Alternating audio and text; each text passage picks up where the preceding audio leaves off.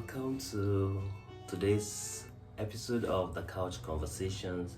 So today on this first episode is just me having a couch conversation with my audience. I just want to share with you something.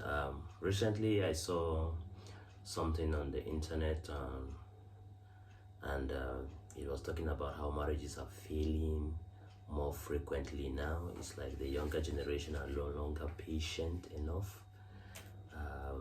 Marriages are failing at a faster rate than marriages that are happening or people that get wed on the weekends. So I thought to share because I'm coming from a place where I have an experience of a failed marriage, and it's been 2 years plus now counting, and I just thought, oh, why not? I can share my experience with people. I might not go into certain details for legal reasons, but I would like to share with you how to walk into a bad marriage. That is what I was talking about, and it sounds interesting.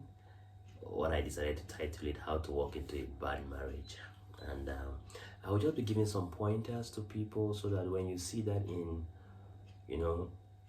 the person that you are about to say "I do" with, or you are in a relationship with, or you are in a courtship with presently, and you are thinking of going into the marriage institution with such a person, there are things you should look out for, and there are pointers that can help you to predict, is this marriage going to be a successful one? Are we going to have a successful family? Can we build a successful family with this person?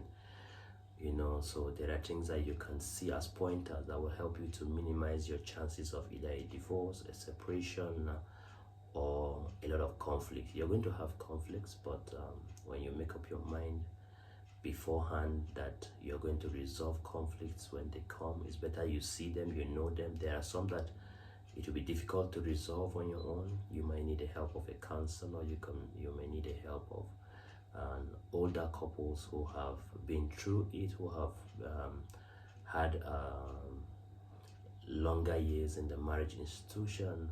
So I'll just advise you to just walk with me. It's just my experience I'm sharing. It might help somebody. No two marriages are the same. You can never have the same marriage. Everybody will experience their marriages differently when you enter. It depends on the two people in it, but there are certain principles that guide and help for a successful marriage. Now, the first thing I will tell you is that love is not blind. Don't be in a relationship and the adage that says love is blinder, I don't know where it came from, but honestly, from my experience, love is truly never blind, because you will see signs, you will see red flags along the way. Please don't ignore whatever red flags you see. If you cannot discern them, or you feel that you're having mixed signals, even when you see them, you're not too sure, talk to somebody, share it with somebody, have somebody that you could be accountable to, that you could share your concerns with. It could be somebody who can be your religious leader, that you are a place where you're worshiping, and somebody you feel can give you guide and give you counsel. It could be a parent, it could be a friend, it could be a mentor. But please and please find somebody to talk to if need be, if you feel that you're not able to make this call or the judgment about these red flags that you are seeing on your own and more accurately discern it.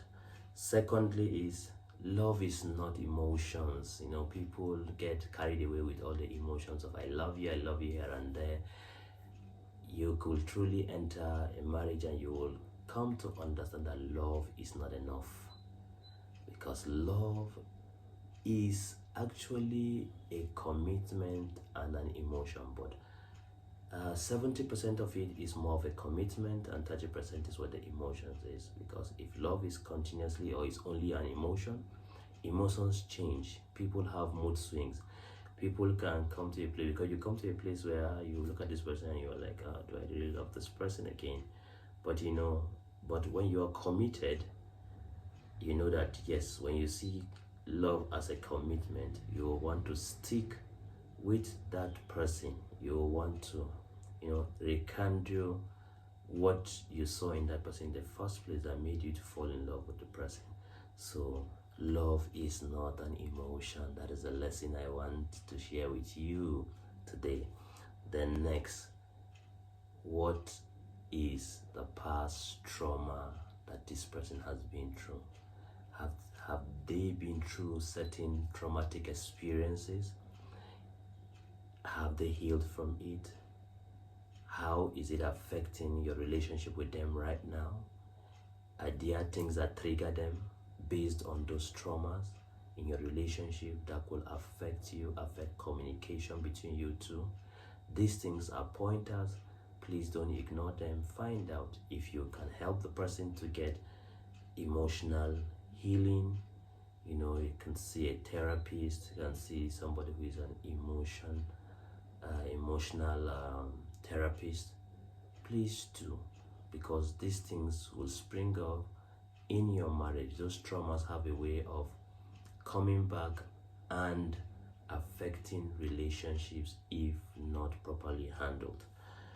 We also said the other thing I think that is very important from my little experience is that how emotionally matured are the both of you.